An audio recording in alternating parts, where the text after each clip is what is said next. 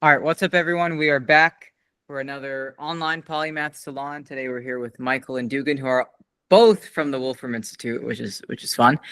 And today's salon is going to be focused a bit on modes of perception, ways of modifying them, and we'll definitely get a little unorthodox with them for sure. But before we go right into that, I want to make a quick announcement that on May 17th in Austin, Texas, we are doing, it's our first Polymath Salon that's over there, and we're going to be having Scott Aronson, who's from OpenAI/UT Austin. He'll be presenting on computational complexity and philosophy, particularly on his essay about why philosophers should care about computational complexity. He's an incredibly intelligent thinker, and I'm really, really looking forward to this. I'll have the link in the description for anybody that wants to join. But yes, anyways, all right, let's get started. So before we started, we were talking a bit about things like, psi cognition, so PSI, right? Psi cognition, different ways of kind of experiencing and perceiving the world and all that. And the thing that's very interesting about this whole thing is that you can actually do a surprising amount with limited perception of things. Like, it's like sort of what I wrote about in that language altered states Substack and in the presentation I did at FAU about, you can actually make a decent tasting dish by operating off of the visual information, for instance, if you really needed to, right? Because as long as you can figure out how that translates over to, what you want the other receiver to have, in that case would be taste, you can just, it would be like you're building a Lego set. You're just following the instructions. You don't necessarily need to know the sort of deeper layers of the thing. And if you think about that now, like even with olfaction and smell, because I talk about that a lot, like a lot of times that we try to understand olfactory properties of things, we're not actually interacting with the smell. We're using some kind of visual interface to look at the way it's represented in a graph or a set of numbers or whatever, right? There's that kind of way that we're interfacing with it. And so sort of going into the perception thing, that, a question I would put out is, are there things right now that, we can tap into, but not directly, but we can use visual information to do it, right? Or auditory information. Like it's the way for us to interface in something we can't experience. Is there anything that comes to mind for you guys? I mean, well, you look at a nice vision of a burger or something, and you kind of get the taste in your mouth. Right. Maybe. I mean, yeah. I was, talking with Stephen Wolfram about this the other week, about how, we can, it's harder for us to imagine a smell, to recall a smell without smelling it, I think, than it is to like imagine something visually or imagine something audibly. Right. Like for me, I can close my eyes and imagine like I can imagine something visually. Or I can remember a song very vividly in my ears or in my mind's ear. A good Tool song? Yeah, sure. Yeah. A good riff. But I can't totally recall with the same clarity what bacon smells like. Right. Recreate well, it. can you do that if you are in some kind of altered state? An altered state could just mean like in a dream. Like, would that then be way more vivid and lifelike if you were in a dream? Have you ever had any? Yeah, it should be more vivid because dreams can replicate various like sensory phenomenon that you experience in your life, and sometimes you can't really tell the difference. So yeah, that's the case. Yeah. I mean, I think like I would say that overall, like if I had to pick, okay, can I just directly smell the thing, or can I only interface with it using some other sense? I would probably prefer to have the actual more kind of direct way, right? And it just makes things easier sometimes, right? For very practical things, right? But tying into some of the other stuff we were talking about before we started recording are, what are the ways of experiencing things that we just have not even we don't actually have a good formalized theory for it. All right. So something that people talk about a lot with this is psi, right? So things like precognition, telepathy, remote viewing, all that type of stuff. Now, for a moment, I just sort of want to remove its prior context of the things that it's normally associated with. And I want to just focus on just those words, like, okay, remote viewing or precognition, right?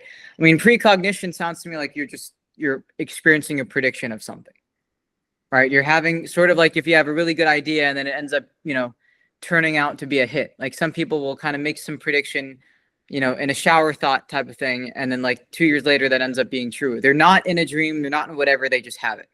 And there are actually a number of people that, normal people that aren't like, specifically trained or trying to do these types of things that seem to have something like that, at least, what they say.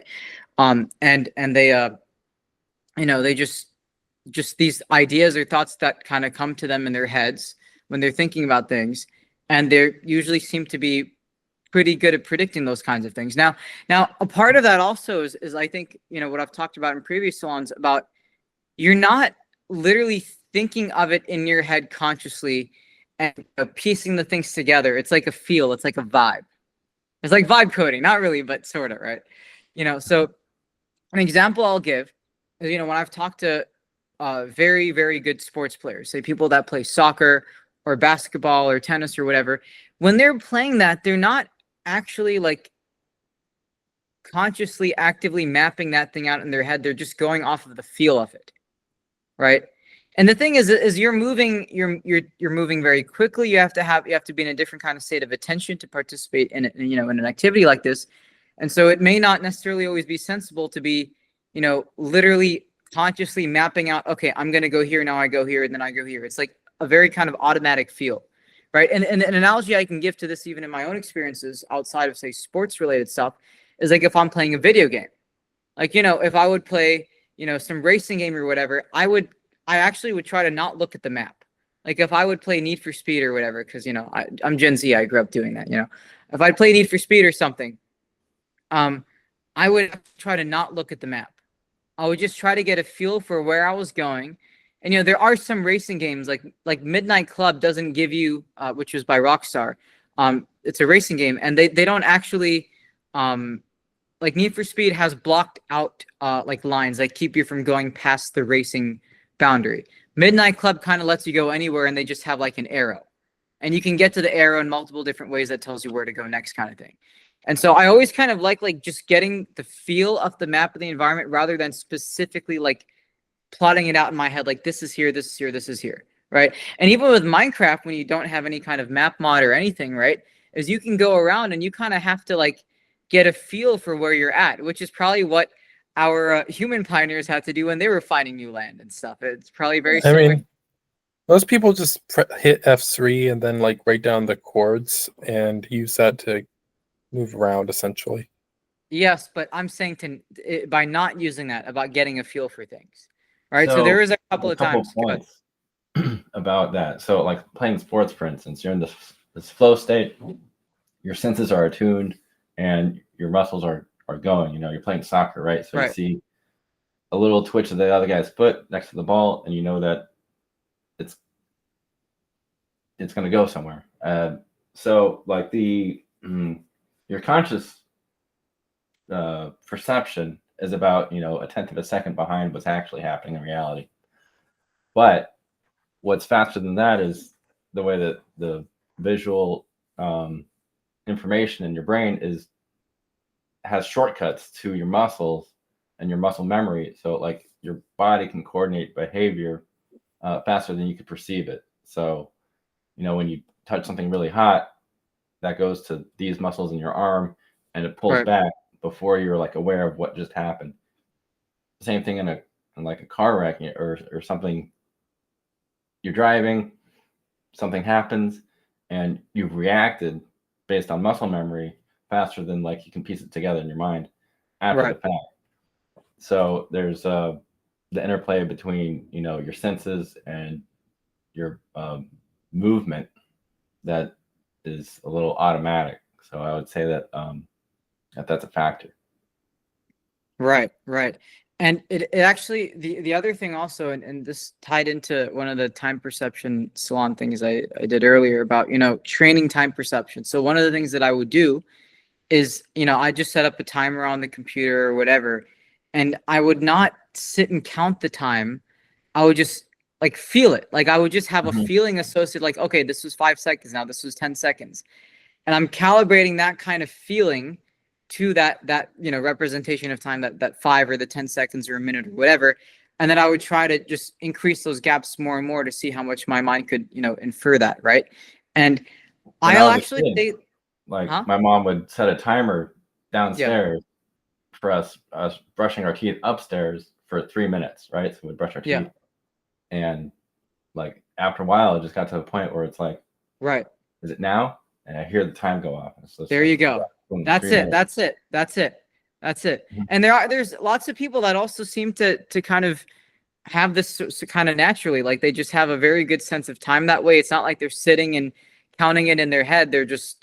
They have the feel like, okay, now it's 12 o'clock. Now it's like 1 o'clock. I have this type of thing.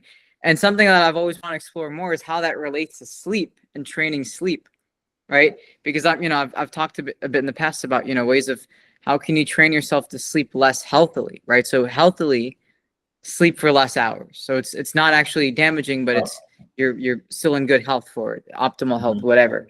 And I think part of it also involves training the way your sense of self, your mind, body, whatever, is perceiving time. Because I think part of it also is that if you don't have a good sense of time during the day, you may not get everything you need to do on your schedule done very well, right? I'm sure we can all relate to this at one point or another. Like if you don't have a good sense of time and what's happening throughout the day, like you're not going to get everything done that you need to get done.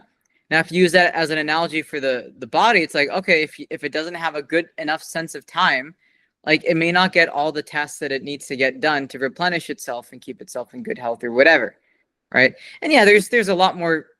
I can sort of complicate that with other ideas and things, but I think part of that is important to sleeping healthily is having a very good sense of time, and there are probably not hard ways of testing this. Actually, there's probably not hard ways of testing this kind of thing.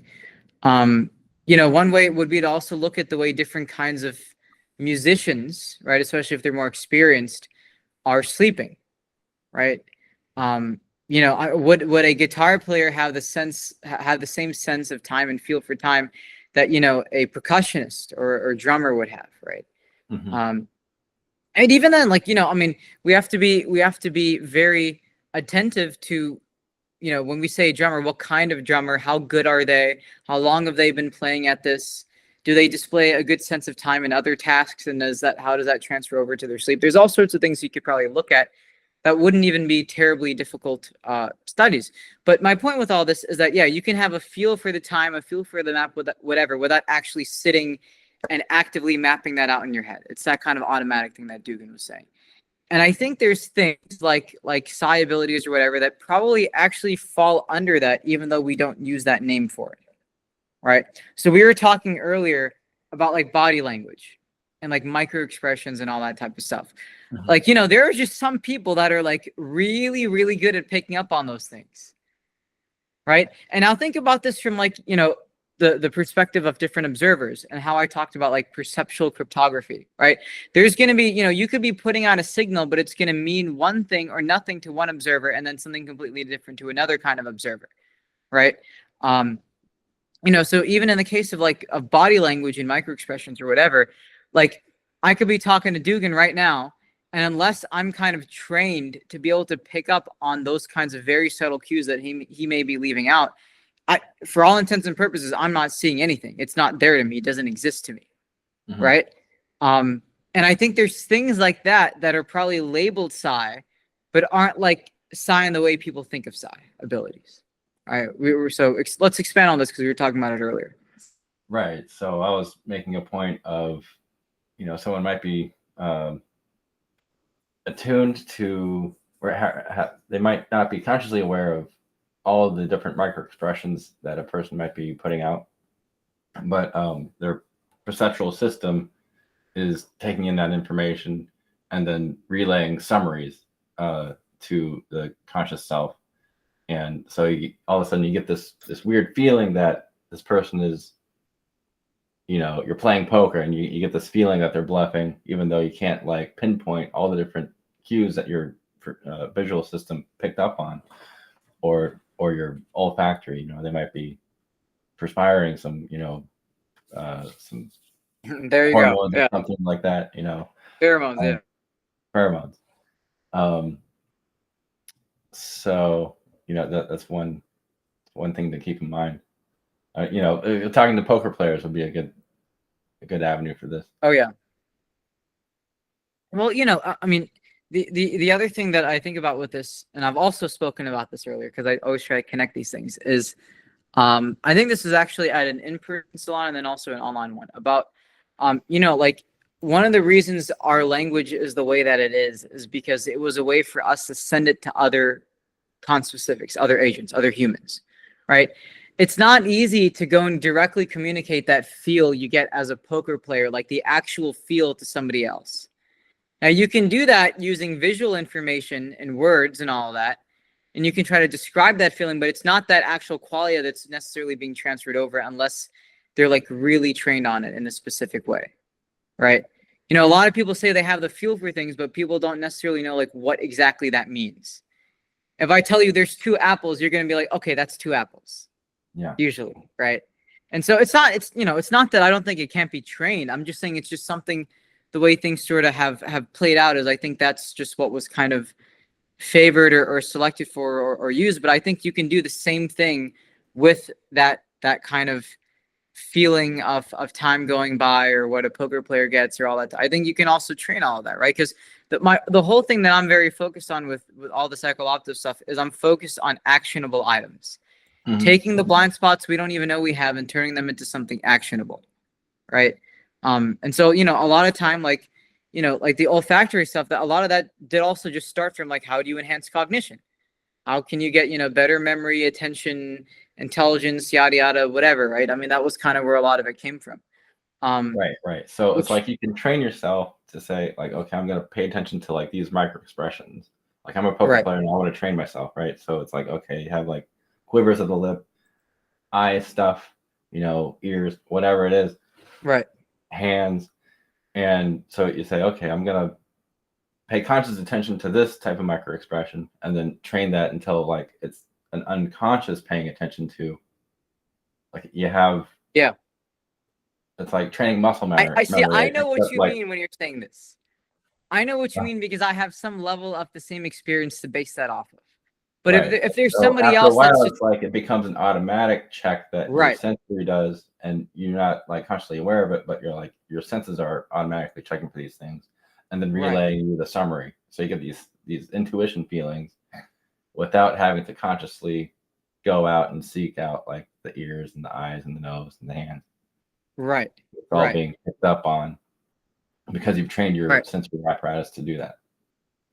And there's I mean, in sort of the fictional world of things, there's sort of like a Sherlock type character, right? Which has definitely gained a lot more traction in the younger audience in the show from a few years back, the one with Benedict Cumberbatch. But the thing that's interesting is like, okay, like there are some people that just pick up on these very, very subtle clues.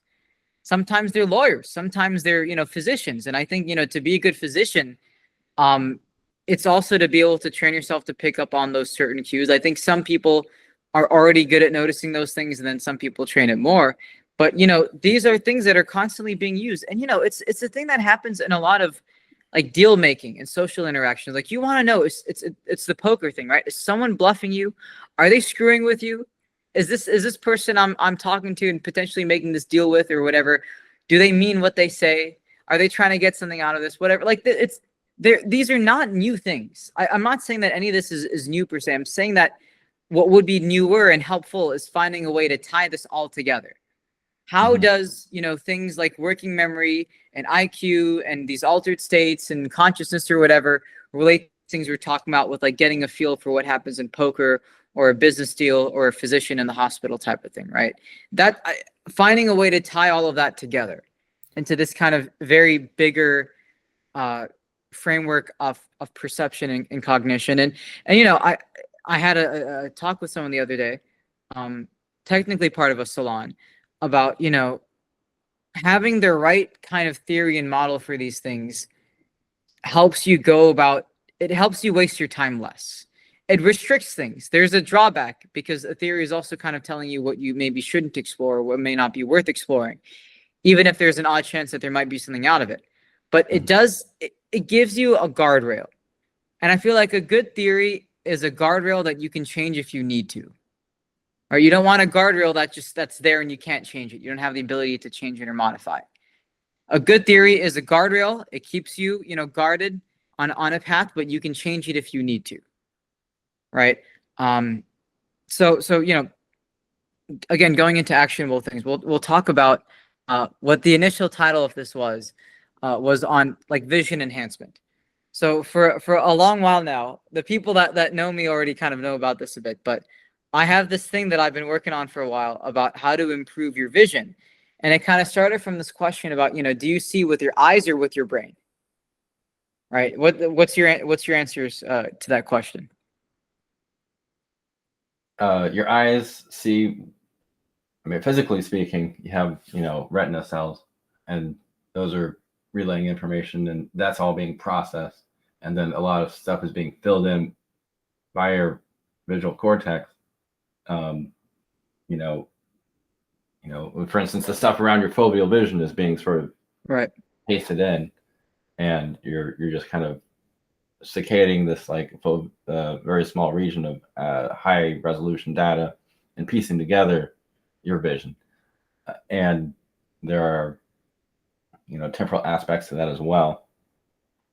So you're seeing what you are seeing, what your visual perception system is delivering to you. Now, Yeah. how much of that can be retrained if you try to push in and say, like, you know, give me more raw data? That'd be very interesting. Yeah. So Michael has already gotten bits and pieces of this since last year, right? So 11? no, Oh, Ostrom, me. the guy. Hi. Here. Yeah. Sorry. Yeah. So the thing that kind of started with this, right, is you know, I said, okay, well, you know, the conclusion I came to when I was younger was like, okay, well, you know, if I can missee things, I can mishear things. You know, if I'm really sleepy, I can sort of misread or misunderstand something. And I know if people are drunk or high or they're on some psychedelic, like you could think the couch in front of you is a dog or whatever. Like that's not your eyes changing, that's your brain. The light is still coming through your eyes, but there's something that's cognitive that's kind of changing the processing and perception of that, right? It's not like the thing is changing the way your eyes are working. This is changing the way it's creating the structure from that kind of information. And so I was like, all right, I wonder if there's a way you could then train the mind to see better. That was basically it. Can you train the mind to see better, right? And something super, super low cost, done on the cheap, something very kind of unconventional, right? So I got very exploratory. And the thing that I ended up landing on is that, you know, so there's this hormesis thing I talk about a lot. You've probably heard me bring it up, right? And it's the idea about, you know, it's the way a system responds to a stress, right? So hormesis in kind of the longevity field is like, okay, oh, this is why like calorie restriction or fasting and exercise or whatever are good for you, because they're stresses that a system can handle and adapt to. Right now, if you think about, you know, with lifting weights or whatever, right? What are you doing? You're actually damaging your body. You're creating slight damages in your bones from the weight. You're overstressing your muscles and creating these tears and things in them, but you're doing it enough that it acts as a stimulus for the rest of the system to not just recover that, but to overcompensate, right? So your muscles technically get larger and swell, but we consider that a good thing, right? Because it's increasing your strength and your thing to reach that. You know, the other example I'd give is like if people have a really bad allergy, like there's desensitization therapies. Like if I told you you were allergic to like, I don't know, milk or something like that, or you're allergic to whatever. And, you know, normally in this cup of milk would normally really hurt you or could kill you. But, oh, if I give you like, if I break this up into tiny doses over time, all of a sudden that thing doesn't kill you anymore, right? Like how insane is that to believe that's even possible? You can take something that would normally kill you like that And then just by cutting it up and piecing it and distributing it throughout time, all of a sudden now it doesn't cause that same issue, right? If you can't lift 100 pounds, what do? Well, you cut it up in doses where you can respond to it until you eventually get to that main thing that you're going after, right? When we have a really big task or goal that we want to solve, if I say, okay, I want to build this $100 million company, you just go and you don't just do that all at once. You have to break it up. What I'm saying is I think these are fundamental aspects of how systems just in general work, right? For whatever reason. Now, so applying this to vision, as I said, okay, I wonder if I could stress vision in some way that it tries to overcompensate with more information and sort of reception to things. So what I would do is, okay, can I, decrease saturation? Can I decrease edge sharpness and contrast and all that? And then see if I can get my brain to kind of fill in those gaps that are now missing that it's expecting to see, right? It's like you're inducing your vision. Like, okay, it's missing something it normally has. The state of reference has changed. And now it's trying to fill, and infer that missing information in that gap. And so the way that I physically did this is I would just take like lenses.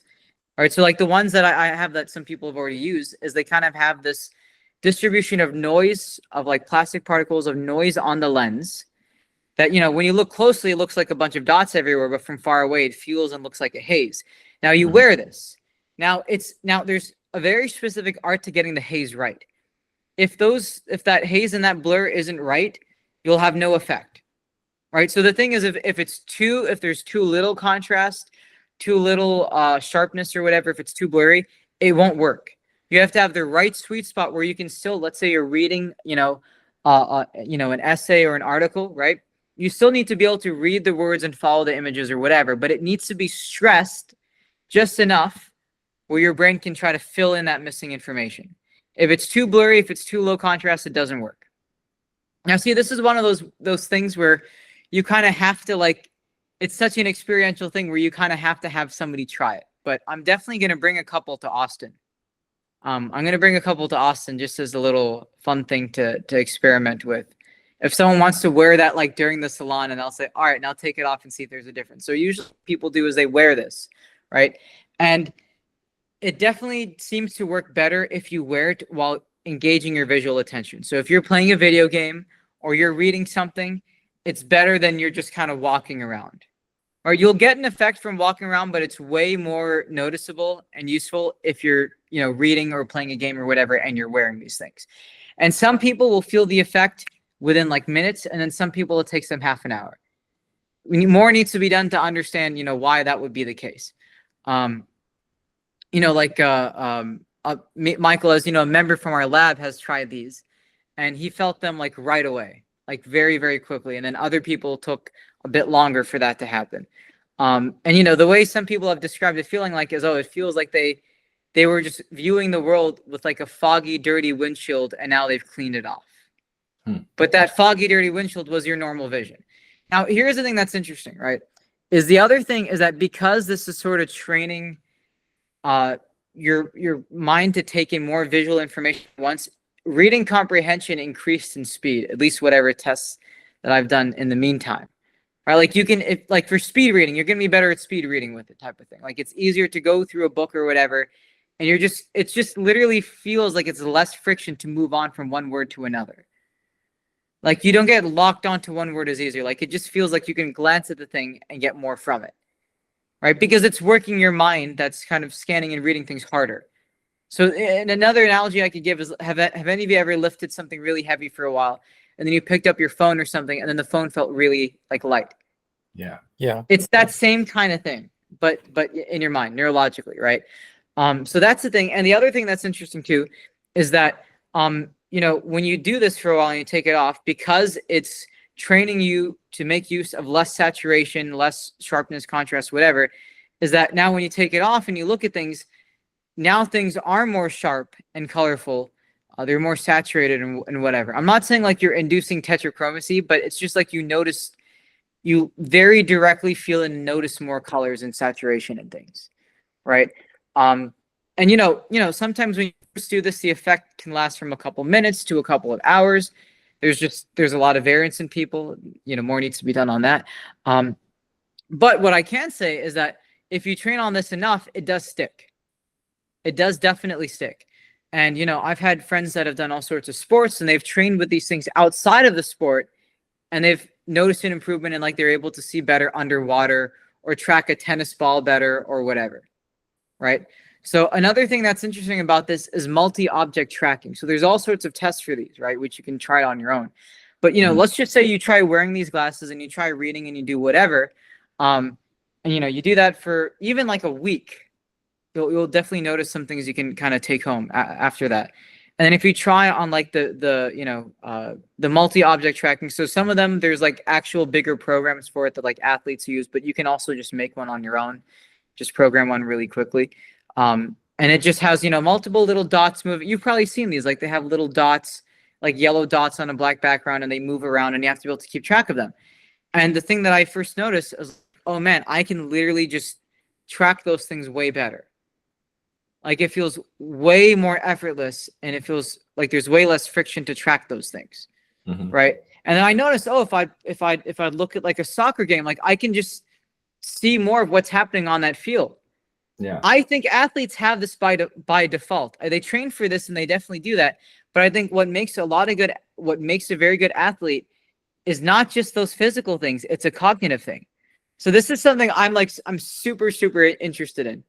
Because, you know, people in certain fields of academia and research sometimes don't give athletes the respect they deserve, because to be a really good athlete is insanely difficult. Like it's a difficult physical thing, and it's a difficult mental thing. I'm not even just talking about like the internal politics of playing a sport and being in a team or whatever, but I mean also just like literally the actual game itself, right? Like to get a really good feel of where the ball is going, who has it, where it's going, what's happening working on a strategy while doing all of that, while a ton of people are looking at you and whatever, like that's a difficult thing to do. And something that I think we're kind of getting a better understanding of is that like good vision is really important to being a good athlete. Now, for a baseball player, a lot of people already kind of know that, but also if you want to be a good soccer player and a good basketball player, you know, the ball could be really far away. There's a bunch of people moving around that's interfering with that signal. You have to be able to pay attention to that and know exactly what's going on in this extremely dynamic, you know, interaction. Like, you know, if you took the average student and you just put them into that thing, they'd probably struggle a bit, right? Even someone that's considered a good athlete, if you were to go and put them in, you know, in a top NBA game or whatever, they would still probably struggle a bit. So if you kind of look into like the other, you know, besides, you know, having height and muscle and whatever, a lot of these athletes have very good cognitive abilities for keeping track of multiple objects and seeing things further away, things that are fast moving. This is a very important part. Now, something that also should be spoken about is a lot of athletes will train with these strobe light glasses that I found out about much later on. There are these glasses that basically give like a frame rate to your vision. So, and you can actually like buy these right now. You can literally wear these things, and all of a sudden now, you know, if you felt your frame rate of vision was 60 FPS, now it's like 10 FPS. And now like every other frame just goes pitch black. Goes in, out, in, out. And you can change the speed of that or whatever. And, you know, if you're just walking and doing stuff on a computer, it's not as hard. Oh, but now you're playing tennis or ping pong, and now you have to, half of that where that ball is going is now blank to you. So now you have to really rely on another sense of cognition to make that prediction and infer where the ball is going, right? Now, okay, that's one ball. Now, what if there's, you know, multiple balls, or if there's one ball and there's a bunch of people moving around? You have all these players. Oh, person A is over here. Now they're gone. Person B is over here. Person C. You can just do this trying to play a game of FIFA or something on a console or whatever. And you can already have that kind of thing. Like, it's difficult. And even playing in a racing game is difficult with that. Like, you know, if it's one straight line, that's fine.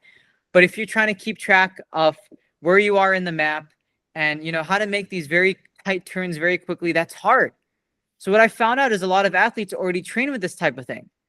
So this is also not a new thing. Athletes have been training their own mind and their cognitive ability for a long time. All right, you've probably already seen these kind of like viral videos of like the F1 players like training their reaction time. That's the tip of the iceberg. I think there's way more that they're doing that, you know, the public just probably doesn't know about, right? So I see a lot of this is a very good way of exploring this is like what athletes do. right? You know, I spoke before also at a salon about, you know, very good scientists and physicists having a good feel for their physics. You know, I think if you have a very good feel to how things like, you know, knowing what magnetism or electricity or gravity feels like, you'd have a better way of kind of inferring and predicting things because you're kind of getting to it more closely, right? So what I'm trying to do is taking the way athletes train and then bring that over to scientists. Gosh, I wonder how low the frame rate you can get when you're playing soccer, for instance. I've tried this. It's I can only speak to my experience. Well, let's say soccer in a video game format. We'll put it that way. Sure. On like a FIFA thing. Yeah. I know I went up to the lowest mode and I tried to figure out if there's a way you can get lower. The other thing you can also do is you can just have make a program that also, if you're playing on the computer, like it can add like a black frame to it and have a similar effect. And you can try that. And, you know, it gets hard. Like what starts to happen is you have to be really attentive. Like there's another good game to try this on. Wait, can I ask something? Yes, go for it. So is the black frame part like actually important, or would you be able to get the same effect just by lowering the frame rate? It's just that you're seeing less. It's really just that you're seeing less. It doesn't it could be a black frame, it could be a white frame, it could be a frame of something else. It just has to interfere with it and keep you from seeing those things that are moving. Yeah. Okay, so not just lowering the frame rate will work. Okay. The point of this is that it's sort of like what I was saying with my vision thing about you're taking away information that you're sort of accustomed to having, and now the system has to try to fill that in on its own type of thing. You know, one thing that I like to experiment sometimes with is like close my eyes and walk around my house and try to like imagine where I am. Oh yeah. As a blind person, and then like open my eyes again. It's like, am I where I thought I was? You know, how close I am to the door. Okay. Can I maneuver without crashing into things? I have one question for you on that then, Dugan, because different ways you can do this. When you close your eyes when you walk around, are you trying to picture it in your head, like visually see it? Or are you not using that? I am trying to visually try to reconstruct where I am geometrically in relation to the furniture. Okay. But are you actually trying to literally see it in your head? Like as if like prophantasia or hyperphantasia, are you actually trying to like literally see the thing, or just know that it's there? You have a visual idea of it in your head, or you have a feel from it from your body. Like what's your interface? Trying to reconstruct. Okay. The objects, fantasia. Like you know what's really fun? That's an interesting thing to try to not do that and just to try to block out and have a spatial awareness without a visual like reconstruction. You know what's a very fun task? It's sort of a difficult thing, but it's like a rewarding kind of difficult. Is like just guiding your browser arrow or your mouse arrow, like I am right now. Like literally just seeing exactly where that is, and you can go on a program or whatever, and you know where the buttons are, and just see like the way you're picturing it in your head, how close did it actually get to where you thought or felt it was. So, like I have something open here on Scott Aronson, right? So I have a page open on him and he's going to be the guest. So I can try to picture in my head, all right, the arrow's on S, the other one's on C, and then O and T, and I can move it around, and I have to like literally try to see it in my head or get a feel for it. And so when I do close my eyes and I try to interact with the world by taking away the visual information, I try to figure out other ways of doing that. All right. So other times that I've tried that in the past is that, can I almost, especially if there's sound around, can I use the sound to navigate and like really, really pay attention to that? Right.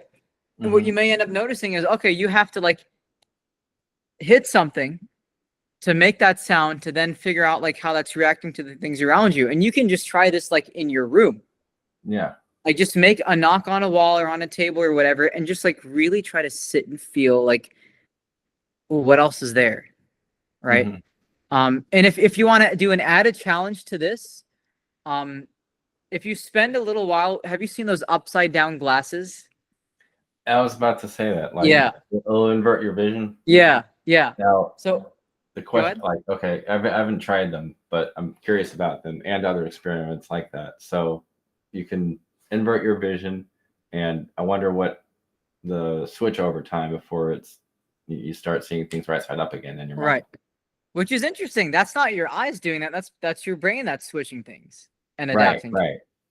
Right. And is it possible to just like flip one eye? Yeah. And then like it switches? Is it possible to like have like VR glasses and like rotate 90 degrees? Well, Your vision so I've actually tried this where I took the whatever, the ones that inverts it, and I took like a normal goggle or whatever, and I made just one set of glasses. One side has the inversion, the inverted, and one doesn't. And I wore that for like, I don't know, maybe a week, something like that. Oh damn. And that's disorienting. That's really disorienting. But the weird thing is that, at least in my case, like my mind started adapting to that. I'm like, oh wait, this is actually like, I'm not as dysfunctional as I was when I started this. Like, wait, I can actually kind of start to function. And the weird thing is it's such an odd sense of like direction and spatial awareness, because one eye is telling you this, the other eye is telling you this. And so you start feeling it in this really weird way. Like something that I did notice happen a couple times is like, even if I saw something normally, I would remember it inverted. That also started happening on and off. And then sometimes memories of things I would have inverted would be like the way they're normally facing. It was very strange the way this was affecting me. And I tried this again. It was definitely at least a week. And you might also get a headache from that, Loki. You'll probably get a bit of a headache, but I want to push through it, past the headache and the strain. And it was strange because I also tried to play like video games with that. Now, a couple things that would happen when I'd have to do this more active task is like I would notice like, okay, my mind would just choose one eye to focus on and just go off of that. Right? Like, okay, I'm used to seeing this out of my left eye that doesn't have the inversion on. So I'd play off of that, but I'm like, no, I'm not using my left eye. I'm not using my normal vision. Okay, so do I go the inverted eye? And I try that. I'm like, no, I don't want to use the inverted one either. I want to use both of them. And it was, I would say, I would definitely define it as an altered state, but you get into this very weird feeling of motion and direction. Like you're operating with things visually because you're forcing yourself to still use visual information, but you're now piecing together a very different logic structure and the way you're interacting with it. I don't know how to explain this to you. It's just something you have to experience. But it's something you can very easily try. I have an idea. Yeah. You know those 3D glasses was like the red and blue like tints and how you can use them to make. Okay. What if you were to make glasses which were like the inverse of that, and your mind sort of adjusted to it over time, and then when you took it off, like the correction was still being applied, so it was like you would get the effect of wearing the like normal 3D glasses even when you're not wearing them, and then you could look at those images and it was like the 3D red and blue stuff filter apply to them, and it would actually look 3D despite being two-dimensional.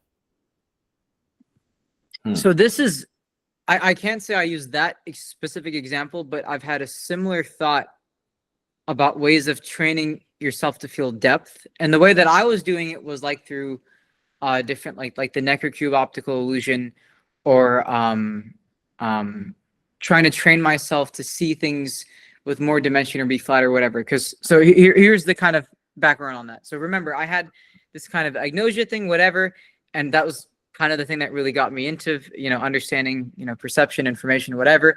But, sometimes like I wouldn't see the depth in front of me. I'd have to like know that there's depth and try to figure out how to project that onto the thing. So a lot of what I can do, and I've said this with like drawing, is that if I take something that's in front of me, like I have like one of these glasses in front of me right now, and if I want to draw this, because, on a paper, that's like this very 2D representation that's flat, I can now turn that kind of off temporarily, then put that in my head, and then draw that on the piece of paper, right? So it's this interesting thing, right? But now the fun thing to try is then, can you try to induce on an extra sense of dimension off of your current way of feeling depth or 3D, which I think is what you're saying, Michael. to get something Um, extra. Actually, I was just focusing on the 3D glasses aspect because this kind of relates back to Minecraft, but it has like this like feature where you can like turn it on and it adds that Yeah, like yeah, overlay. Um, yeah. but thinking about this like a bit more, I'm kind of wondering like what would happen if you took your glasses and you just had one like side where it was like perfectly normal or there was no like matte texture on it or maybe no glass at all, and the other side it was like the normal texture, like Right. because then you would, if you were to look through that like for long enough, then everything would look normal with the glasses on, but if you took them off, one side everything would still be normal, but the other eye would be like very like it would sharpen everything a lot. Experiments where you have like a helmet and then your eyes are being like periscoped to different positions. So like it could make them wider Right. across to get better like depth perception. Or Yeah, that's interesting. if you mounted them vertically instead of horizontally, so you have like the same amount of distance apart, but it's a vertical parallax instead of a horizontal one. I wonder how much Yeah. like the brain could adapt to that. I just I Or remembered something funny. Go ahead. you're like a prey animal where you have eyes on the side of your head and Right. the fields of vision don't match up very well. Can you still like have an awareness? That reminded me of this clip I saw of Jeremy Renner after his accident. He says he looked at one eye with his other eye because it came out after his snowplower accident or whatever. Yeah. Somehow the guy is still alive and kicking, which is just insane. But The yeah, actor? no, he said, yeah, he's the one of the Avengers, Hawkeye. Right, This was Hawkeye, yeah. he was on this. I think this was a clip off of Rogan or something. I just saw it the other day, and he's saying like he looked at one eye with his other eye, Okay. which is insane. Yeah, That sounds terrifying. Yeah, but so it that's popped out of the socket a little bit. yeah, it came out of the socket. Okay. I would not want people to experiment with that one, but it would be No. interesting to see if there are anecdotes of other things like this in human history or whatever. I wouldn't mind doing a periscope kind of thing and like Yeah. but I mean, the thing that's really weird about, right, because we're talking about vision, but a lot of these principles also carry over to hearing and tactile sensation and taste and olfaction, all these types of things. Like there's a lot of things to explore. And I'm very interested, this kind of goes into the conversation we were having about, psi abilities earlier, right? About how can you create a new sense, right? Now, there's stuff about like magnetoreception, right? I think it's like a sense of magnetism in humans or whatever. I don't think there's like super deep information on that on humans. I know other animals definitely seem to have it. Right, I don't know if there's quite a consensus on humans, but I would believe it's probably possible. And at the very least, I believe it's something that could be built or trained, right? And the interesting thing is, okay, well, people will use that sense of magnetism for direction, but direction and moving around spatially in some environment. Well, what else could that be repurposed for? Yeah. Right. So we repurpose vision and hearing and touch for things all the time.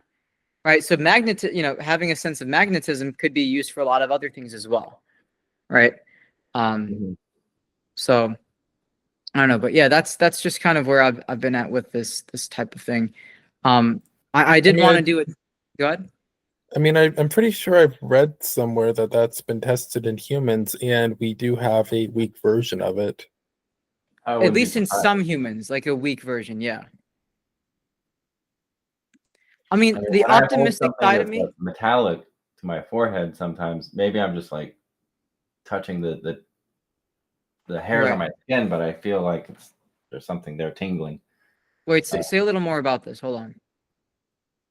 Yeah. So holding something metallic that's a little in front of my forehead, sometimes like, especially if it's sharp. But I don't know if I'm just psyching myself out. Does it touch your skin? No, I'm trying to hold it away from my skin. Okay. Interesting. But it could be a psycho, like it could be I'm psyching myself up to have this perception, but it's. I mean, let's just say that is, that's indeed the case. Then you could also go and say that, what you're saying is you're able to sense a material. You have another way of sensing a material.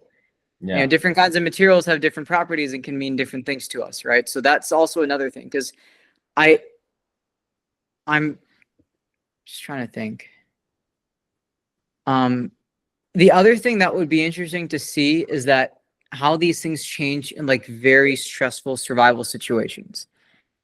It's like, it's like there's those stories about people being able to like lift something really heavy in a survival situation that they normally wouldn't be able to or whatever.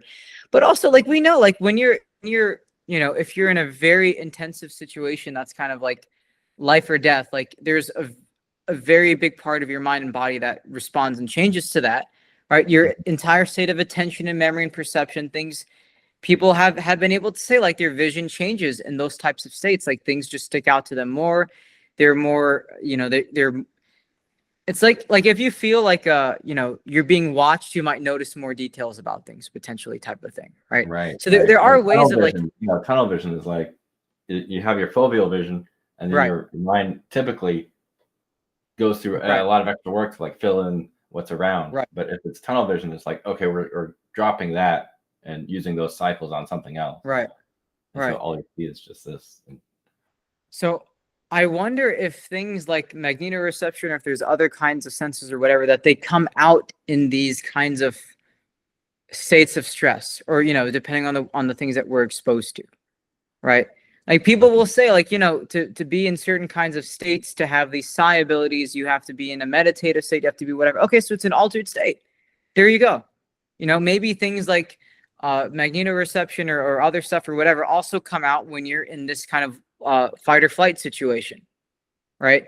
You're dropping off other sensory perceptions to concentrate and hone in on some. There you go. Yeah. And that could be meditative. That could be, fight or flight. Right.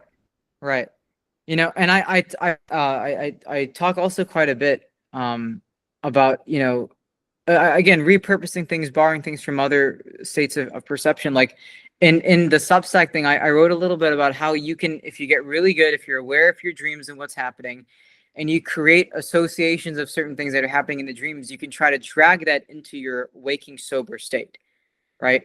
So this is, again, and I don't even think I definitely don't think I originated that. I think that's something people have talked about in these sort of advanced meditative technical practices for big parts of human history.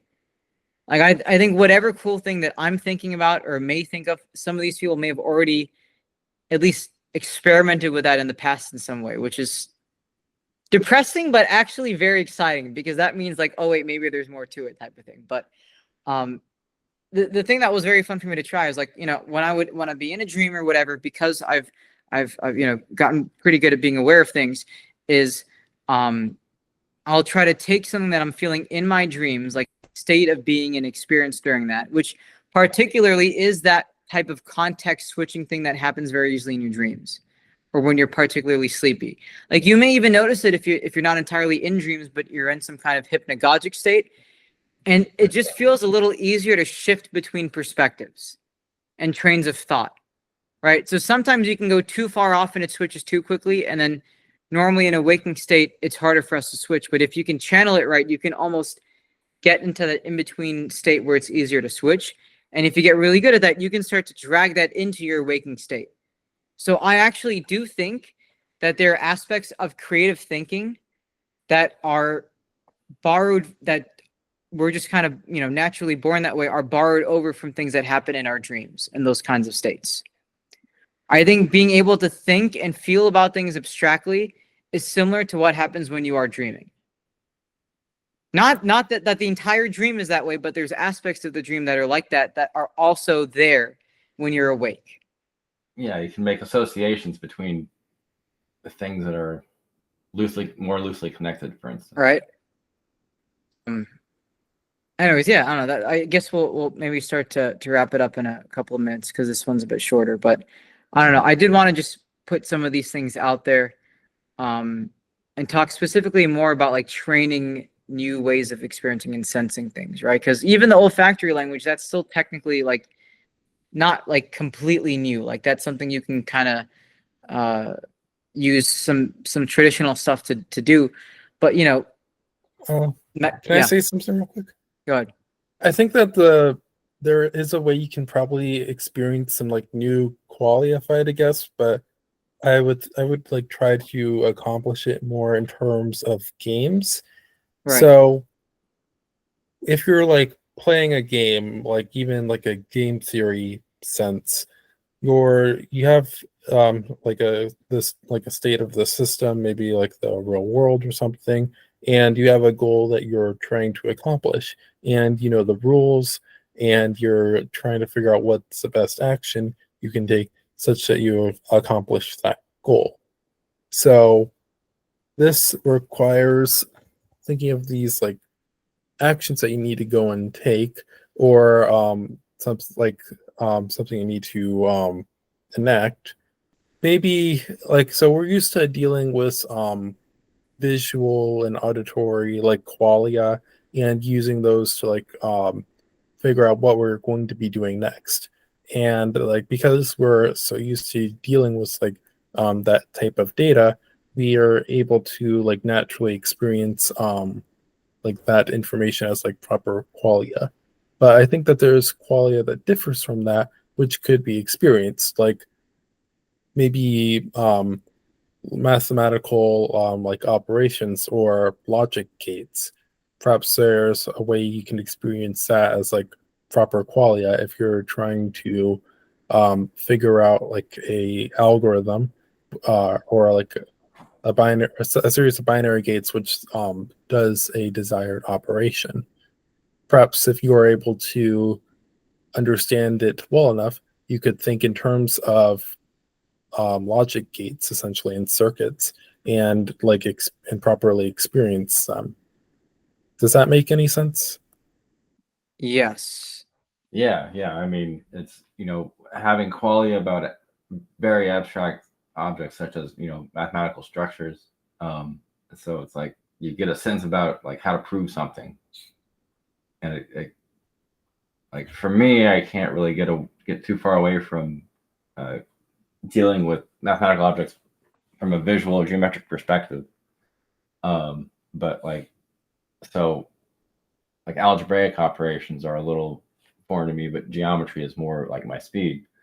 I wonder what, people who have less phasia, less visual imagination, how they respond to, how they deal with, the mathematical structures that are quite abstract. Yeah. All right. Yeah. That's syntax.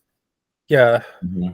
So various mathematical structures can be expressed in some kind of like syntax essentially, and maybe if you were to understand that well enough, you could experience those structures as like qualia. Yes. This is definitely also part of the thing about, training these different ways of feeling information or whatever, which was kind of like the olfactory language, but then there's also other things as well. But unless we have any other particular ideas or comments, we should probably wrap up now. Okay. All right, cool. All right. Thank you everyone for joining Polymath Salon. We'll see everyone in person who's coming for the special Austin, Texas edition, May 17th. We're having Scott Aronson from OpenAI and UT Austin. He'll be doing a live Q&A to our audience, our Salon group, on why philosophers care about computational complexity. I'll have that linked in the description if you want to come for that. It's free. We'll have food and drinks and everything. But yeah, I'll see you guys there in Austin.